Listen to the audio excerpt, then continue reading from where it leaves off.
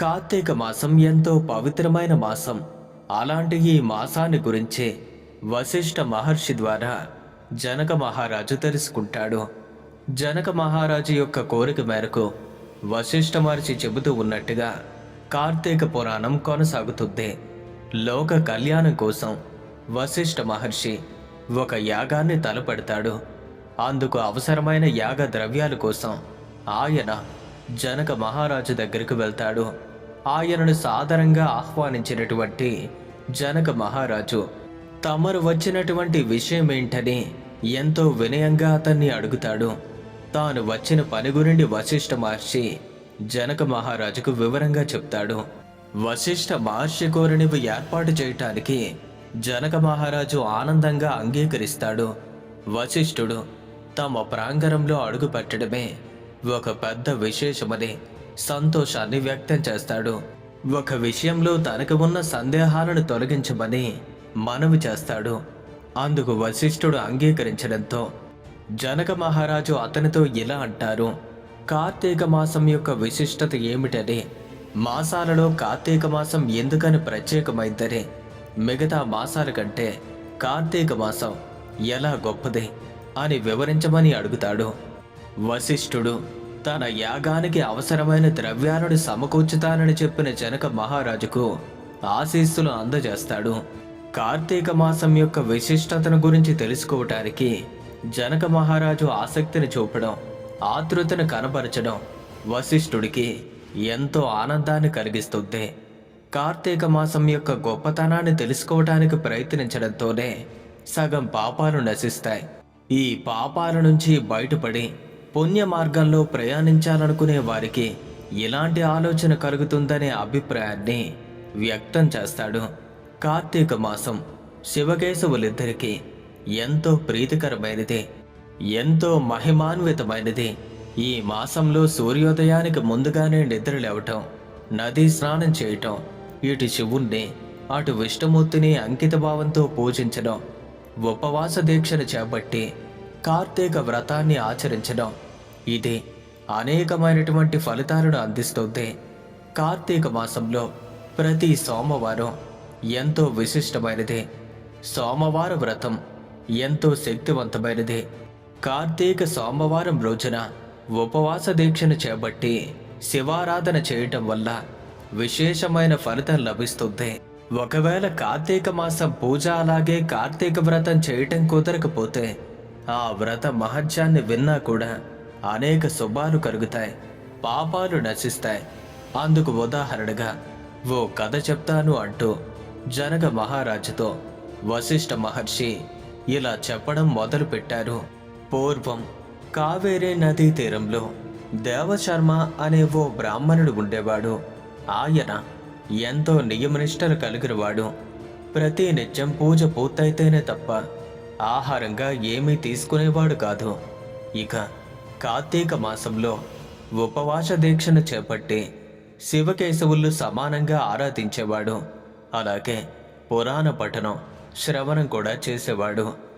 ఆయన నియమనిష్టల గురించి తెలిసిన వారు తనని ఎంతో గౌరవించేవారు. ఉన్న దాంట్లోనే ఎంతో గౌరవంగా, ఎంతో సంతృప్తిగా జీవిస్తున్న ఆయనకి తన కొడుకు దేవదత్తుడు తన మాట వినకపోవటం ఎంతో బాధను కలిగిస్తూ ఉండేది. కొడుకు మంచి మార్గంలో నడవకపోయినా పర్వాలేదు, కానీ అతను చెడు మార్గం దిశగా అడుగులు వేస్తూ వెళ్తూ ఉండటం ఆయనకి ఆందోళన కలిగించింది. ఇక కొడుకు ధోరణిలోని మరో కోణం ఆయన్ని మరింతగా వేధిస్తూ ఉంటుంది. తాను ఎంతగా భగవంతుణ్ణి ఇష్టపడతానో అలాంటి భగవంతుడు లేడని అతనెప్పుడూ వాదిస్తూ ఉండటాన్ని ఆయన భరించలేకపోతాడు. ఈ విషయంలో తన కుమారుడికి నచ్చచెప్పడానికి అతను ఎన్ని రకాలుగా ప్రయత్నించినా ప్రయోజనం లేకుండా పోతుంది. కనీసం కార్తీక మాసంలో అయినా కోవెల్లో దీపం పెట్టమని దేవదత్తుడితో తండ్రి చెప్తాడు. అందుకైన నిరాకరించడమే కాకుండా అసలు దేవుడే లేడంటూ తీవ్రమైన అసహనాన్ని ప్రదర్శిస్తాడు. ఆ మాట దేవశర్మకు తీవ్రమైన ఆగ్రహాన్ని కలిగిస్తుంది. దాంతో ఆయనలోని సహనం నశిస్తుంది. దేవుడు లేడని అన్నందుకు గాను ఎలుకవై చెట్టు తొరలో కాలం గడుపు అని శపిస్తాడు. తన తండ్రి శాపం ఫలిస్తుందని తెలిసిన దేవదత్తుడు తన తప్పును మన్నించమని కోరుతూ వెంటనే తండ్రి పాదాలపైన పడతాడు. దాంతో తండ్రి మనసు కాస్త కరుగుతుంది. సరే, కార్తీక వ్రత మహత్యం గురించి పూర్తిగా విన్నప్పుడు తిరిగి మానవ రూపం వస్తుందని శాప విమోచనాన్ని చెప్తాడు. ఇక తండ్రి శపించినట్టుగానే దేవదత్తుడు ఒక భయంకరమైన అడవిలో ఒక పెద్ద వృక్షం యొక్క తొర్రలో ఎలుకలా రోజులు గడుపుతూ ఉంటాడు. ఆయన ఎలుకలా మారినా సరే మానవ స్పృహ ఉంటుంది. అందువల్ల అడవికి, అక్కడి జంతువులకు ఆయన మరింత భయపడుతూ ఉంటాడు. ఆ చెట్టు త్వరలో నుండి బయటకు వస్తే ఏం జరుగుతుందో అనే భయంతో ఎప్పుడూ లోపలే ఉంటాడు. ఇక అలాంటి పరిస్థితుల్లోనే విశ్వామిత్రుడు తన శిష్య బృందంతో కలిసి ఆ అడవి మార్గంలోకి వెళ్తూ ఉంటాడు. అలా ప్రయాణ బడలిక కారణంగా అలసిపోయిన ఆయన ఆ చెట్టు నీడలో కూర్చుంటాడు. అది కార్తీక మాసమే కావటంతో ఆ మాసాన్ని గురించి ప్రస్తావన వస్తుంది. శిష్యులు అడిగిన ప్రశ్నలకు ఆయన సమాధానాలు ఇస్తూ ఉంటాడు. అదే సమయంలో ఓ కిరాతుడు అటుగా వస్తాడు. విశ్వామిత్రుడి దగ్గరకు వచ్చిన ఆ కిరాతుడికి ఆయన గొప్పవాడనే విషయం అర్థమైంది. అందువల్ల ఆయన తన జీవితం పట్ల అసంతృప్తిని విశ్వామిత్రుడి వద్ద వ్యక్తం చేశాడు. తన జీవితానికి ఒక మంచి మార్గాన్ని చూపించమని అతను కోరుతాడు. అడవిలో తిరుగుతూ ఇతర జీవుల్ని హింసిస్తూ తన ఆకలిని తీర్చుకుంటూ అలానే గడపడంలో తనకి సంతోషం లేదని చెప్తాడు.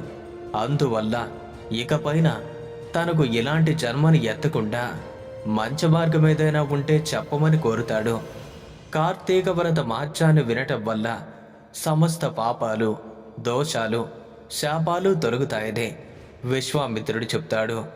ప్రశాంతమైన జీవితం, మరణానంతరం శివలోక ప్రాప్తి కలుగుతాయని అంటాడు. అయితే అదేదో మీరే నాకు చెప్పండి అని కిరాతుడు కోరుతాడు.